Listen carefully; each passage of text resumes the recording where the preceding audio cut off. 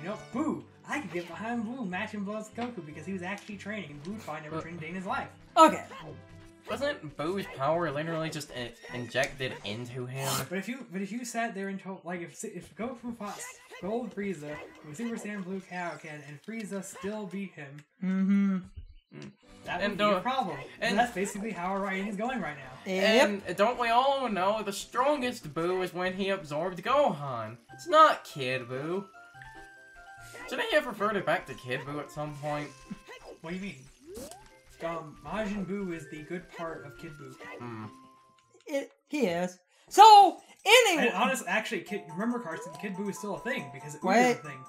I went to the wrong area. And honestly, I'm sitting here thinking, what if all this sleeping Buu is about to start doing it is because of Buu? Been kind of just letting everyone else ramble. If that was the case, then apparently Zamasu is like the best thing ever. No, don't do that. No. Because Zamasu is when they were trying to do the plot thing. See, right now they're not trying to do the plot. That was the attempt at the plot thing? Yeah. No, good lord. Good thing that we're not doing the Zamasu thing then. Right, see? Because good... That's what I'm saying. Dragon Ball works well. Damn. Dragon Ball works well when you're sitting there like, hey, we're gonna have a tournament. We need people. I'm going to. But when you sit there and be like, hey, I'm gonna make a complicated plot. Yep. I'm going to call this right now in video proof. Okay. And this video, unless it gets taken down, will be here as proof. Pan will become the strongest character in GT. So Carson. Alright. When you get to the Zamasu arc, you'll understand everything. Okay. I've seen people bitch about it. It's horrible. So... It's garbage. It's beyond garbage. Is it a dumpster fire? You're being nice. Damn. It's absolute pure garbage. It's So... cool when it starts, but after it starts, holy crap, it's garbage. Yeah, like at first you're like, oh, Black, this is all pretty cool. Everything keeps going, it's still pretty cool. Even when we get in the whole future timeline, the Zamasu thing, you know, the Goku Black Zamasu thing, we're cool. It's when we try to explain what's happening. Honestly, I would make the argument if we never explained why Zamasu and Goku Black were things, it would have been an okay arc. You know, we would all have been mad, be like, well, okay, but why? Yeah, honestly, I think if our biggest problem with Zama's arc was why, it would be a good arc. So, instead, we got an explanation, and I should not think an explanation makes something worse. Get that egg. Because he exists. Yep. That's why you don't do time travel ever. Yes. Unless you're correct, sir. Unless you're Chrono Trigger. Unless you're Chrono Trigger or Dragon Ball Z, apparently, because I don't question Future Trunks in Dragon Ball Z. But the sword. But I question him in Dragon Ball Super. Okay. The sword is a joke. Okay, the sword. Well, except that the funny thing is, in the Zama's arc, the sword is no longer a joke. Oh god. Oh yeah, the friendship power up. Yeah. I love the Team 4-Star tribute video to where they literally throw the Domo Kashu speech over it. That's my favorite thing ever. So, to talk about the game for a minute, we have a white cock now. Why is that a thing? Why? Exactly. What? What? Remember, he was... Yeah. So, Sean and Brian are playing Fire Emblem. No, Brian's playing Fire Emblem. I'm looking and thinking, well, this is why you don't play Lunatic mode. And now, when you've woken the one guy up, you come back to her. Give her the cock. You already gave her the cock as a kid. Whoa.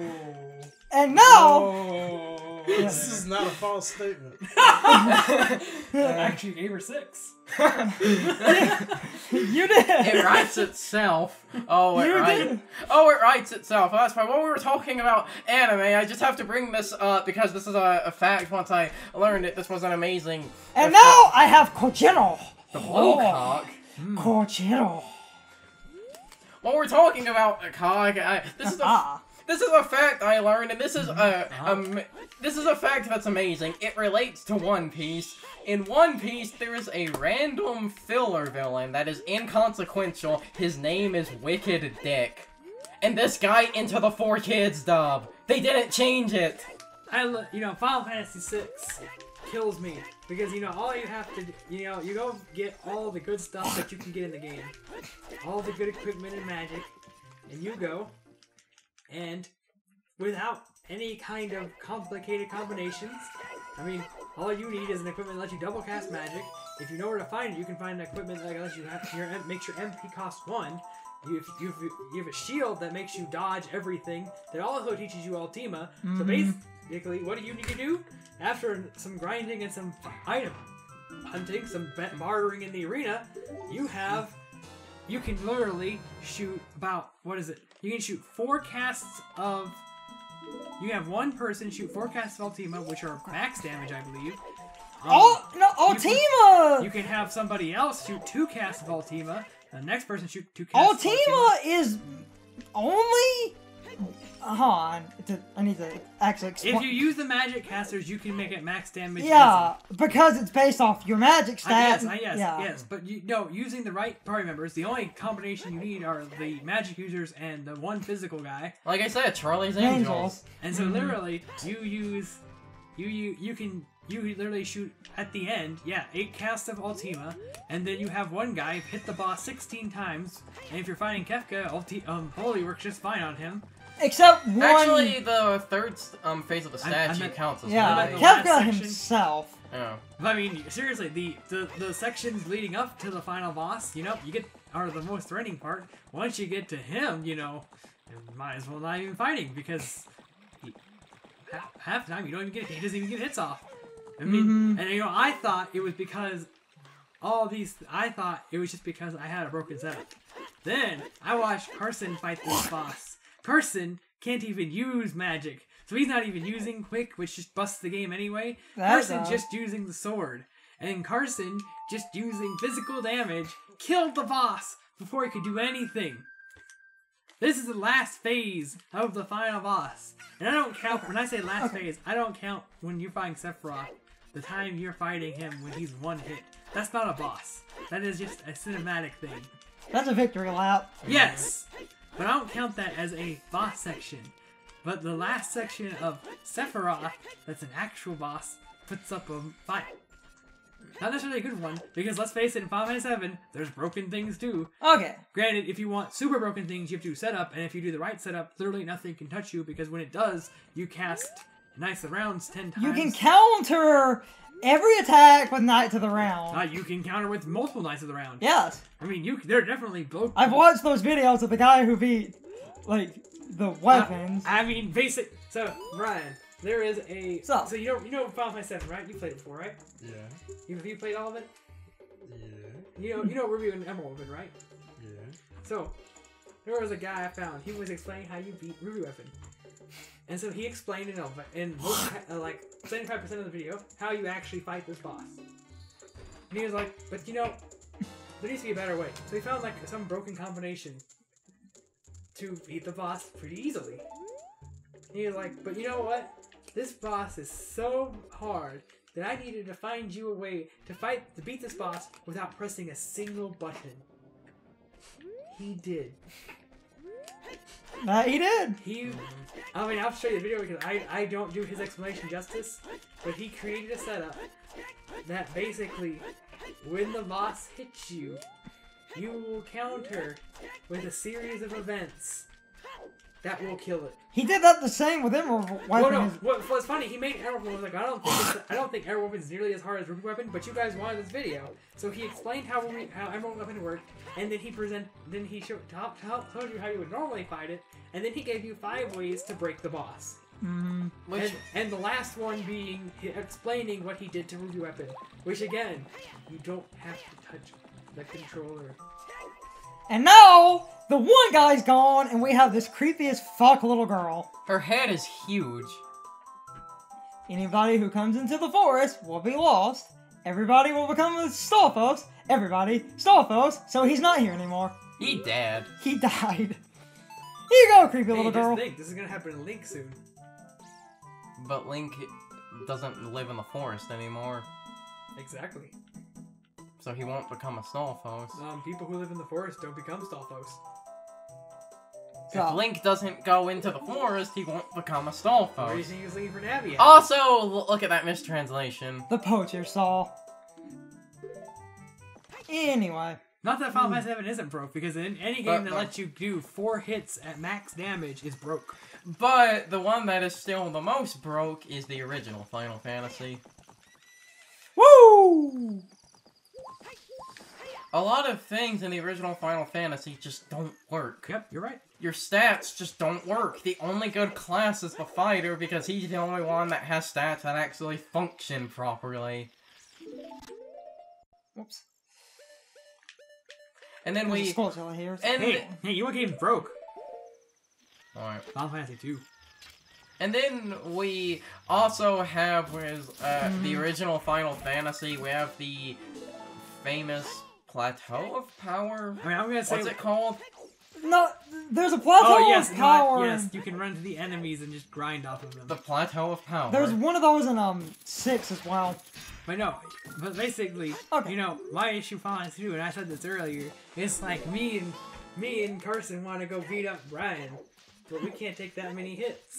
So me and Carson go fight a slime, and then we punch each other, so we can raise our hit points. You have to take damage to get and your that health. is why I don't like Final Fantasy 2. And and the funny thing Am I wrong, Brian? No. He's shaking his head no. So the funny thing was that's actually the reason in Fire Emblem I don't like leveling up healers, because it's basically the same thing, because they have to heal to level up, but if I'm playing the game, well, then I'm not healing, so they're not leveling up. Hey, you know what I did to fix that? I only made Natasha a bishop in the post-game, because I went out to random monster encounters, just sat a unit with no weapons in front of a monster, just having her use a physics staff. So I literally just I had her use that spell. I had her just keep healing any minuscule damage I took. So we're trying to, in this game, trying to get the Big Oron sword. And if you find Big Oron's brother, his name escapes me, basically... It's not Little Goron? No. Aww. Basically, he will sell you the weapon I'm trying to get. But his craftsmanship is shoddy, and it breaks after a couple of uses. You see, he's a hack. So I am convinced, unironically convinced, that Big Oron's little brother, you see, Big Oron had a happy family, but they obviously died. Like, they died a gruesome, horrible death. So his little brother's happy family lived on, and he taught his family his craftsmanship. And obviously his gene pool was the surviving gene pool in Hyrule, which would explain why everything in Breath of the Wild fucking breaks, because the ancestry is a shitty craftsman of a master who makes an impregnable weapon. So obviously, Big Goron's little brother is the reason everything in Breath of the Wild is shit. Everyone learned to craft weapons from a guy who made a weapon that couldn't survive. More than 4 hits. I sent some salt. So, Final Fantasy VIII though, you know, when they sat down like, hey, you should be able to put magic to your stat, they obviously did not think the repercussions of this. I don't like the weapon durability in Breath of the Because Wild. when I can sit there and equip 100 Ultimas to my Leon's attack stat, and then have Leon trigger critical hits because that's a thing. And then nothing can stand up to my damage output because I'm level 30, which means it's only like level, who knows, like level 35. The critical hits ignore defense in that game. I don't know. I don't think it matters. My attack stat literally was like 255. At level 30. I beat the game at level 30 because literally there is no reason to level up in Final Fantasy VIII. Yep. Grinding would actually make the game harder. Not that you would need to make the game harder, because How does grinding make the game harder? Because enemies level up with you. Oh, yeah. enemies scale With your level, but they don't scale with anything else, which is an extreme design flaw when trying to balance your game, Because literally, all you have to do is equip a magic to your stat. And your stat is now stronger than the enemies. Because as long as you have enough... Because each stat has a magic that increases it more. It gains the element of the stat of the thing you're using. And, and the number of shots you have for each spell also determine it. So, literally, I found a pool outside of a city that had Ultima in it. So I literally just kept going up to it and absorbing it, running back in until I got 100 Ultima. And what's even better about this is the fact that just because Leon is holding 100 Ultima, guess what? He can hold 100 more. And so now while he's holding 100 more, he could be using Ultima, but still have 100 equipped to his stat. You can use the magic that's equipped to your stats, but it literally lures your stats as you use them. And at that point, why not just hit things with physical hits? Because your stats are already... You can also do this, if you have the right summon... What'd you say, Brian? If you have enough summons, you can equip something for every stat. Also... Volcano is pretty intense. Because in Final Fantasy VIII, unlike Final Fantasy VII, limit breaks only work when you're at critical health, but there's a spell called Aura that lets you trigger... It lets you heightens the chance of a limit break. So literally, the game turns into, well, my stats are broke. Press triangle until I get my limit break because I just used Aura. There's my limit break. So when I'm sitting there fighting the final boss, not only am I doing really high damage and the boss can't do much because it's who knows what level because the game scales my level. And I'm only level 30. Screw money, because literally, if you do enough of these little written tests, you can literally get paid for walking around. So, I have the next to highest level because you can't keep the highest level. So literally, every certain amount of steps, I get like 27,000 gil. That's absurd. Yes. Literally, I never worried about money because literally all I had to do was walk around and I got a paycheck. So literally, I have broke money, I have broke stats. Leon can get a critical hit every time he hits as long as you can time the R1 button. And since he's main character, let me tell you, there's not too many times when he's not in your party. In fact, if you're me, he's always there. And if I have a partner that says, hey, you press the button, I do a critical hit, I'm not taking him out of my party. So, the next few minutes, like the end of this quest is coming up. There's a tangent we could go on. The side quests in Breath of the Wild aren't good. They're not worth it. Not at all. Other than one or two that are needed for a piece of an armor set, because you cannot get heart containers by heart pieces anymore. Side quests in that game get you stupid piddly shit. Yeah, and that leads to... This is a thing I don't understand why some people have a problem with this. Some people have had a problem with you only doing a side quest in a game because of the reward that you get at the end of the quest. I don't understand the problem with that. I mean, it depends on the game, really. I mean, if you have a really good story-driven reason as to why I'm doing the side quest, I get behind having no reward. But as I had brought up before, I'm the heartless asshole that purely sees characters as tools for me to use. All I'm saying is, if you can give me a very good story-driven reason as to why I would want to do this side quest, yeah, sure, I'm gonna do that side quest. Fun fact. I can't think of an example for you, but yeah. But if you're gonna sit there and just have me do a side quest for some character, and there's like maybe a story thing, but this isn't a character that you've made me have any invested time in, or at least not a lot of. And they're like a side character that I've seen but haven't really had to interact with. I want something out of it. I have an interesting Ocarina of Time fact. In Final Fantasy 15, you get items and experience, but hey. So the quest that's how you get leveled up. So this is, and what I'm about to say is completely true. You can go watch speedruns for this. So the quest I'm doing right now, people who would play the N64 version, oftentimes, when doing like 100% runs, this quest would be saved because of how long and tedious it is. In the N64 version, someone, and a speedrunner figured this out by accident, they were talking to King Zora, and they were holding the R button. If you talk to King Zora and hold the R button, you skip this quest, basically. He gets confused and gives you the wrong set of items, basically getting you about where we are now, skipping all that other shit. Damn. So, and all you have to do is hold R. 100% speed runs saved so much time. But this... It's crazy.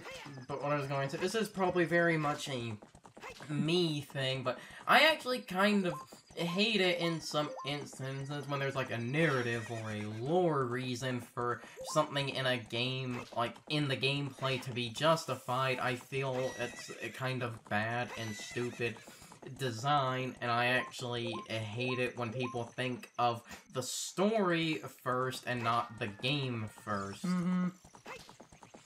But like, so that's probably very much just a me thing. I mean, again, I would depend on the game I'm playing. I mean, I play some games because it's a game, but I definitely play some games for their stories. I mean, back to my Final Fantasy 15 point. If it wasn't for Final Fantasy 15 story, I wouldn't play Final Fantasy 15. I'm not 15, 8. I definitely don't play 8 for the story.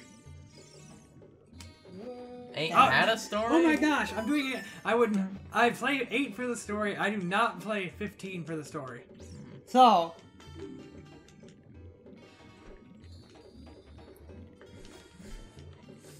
but no, like, no, I mean, I've definitely played games for the story. Not necessarily all the story, except for 8. 8 is the only game I would legitimately tell you that I play that 90% for the story. Like I said, that's very much a me thing. But like, you know, like, even what do you call like an extremely story-driven game? When a game is like so story-driven, how do you not play it for the story at all? This is the best example I can think of, and this isn't fully that, and to not sound like a raging douchebag, I'm going to keep this kind of vague. Mass Effect, there are a lot of things in Mass Effect 1 that are changed in later games, and they give them an actual explanation to why they were changed. Like, in Mass Effect 1, your ammo was basically... The guns technically had infinite ammo. I think it was explained there was this, like, little cartridge thing that had energy in it, and basically the ammo was the energy in the cartridge, so you could basically pilfer stolen ammo from enemies because of the energy left in their cartridges. Mass Effect 2 and 3 changed it to where the gun, now in every gun, there is this cube, and it shaves off tiny portions of the cube to use as ammo. This restricted the amount of ammo you could use and have in the later games, because, like I said, in the first one, when you kill people, you could just pilfer their... the first game just doesn't have an ammo count. You don't pilfer, you pilfer in 2. Oh, yeah.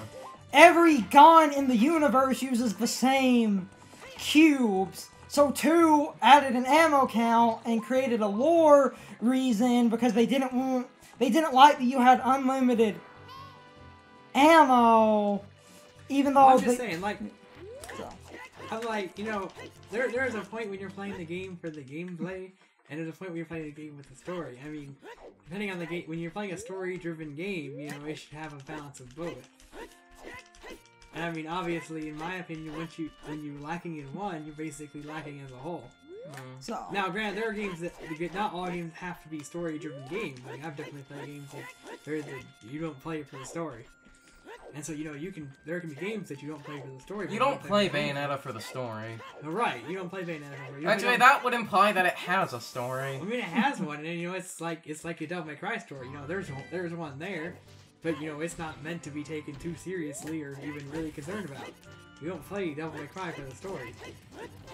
But now, if I play like Persona, I'm gonna use that one because those games almost get to the point of Blaze Blue. Yeah, but then that also creates another problem when the story makes this basically dialogue section drag on for half an hour. Well, yeah, but that's like part of the point of Persona.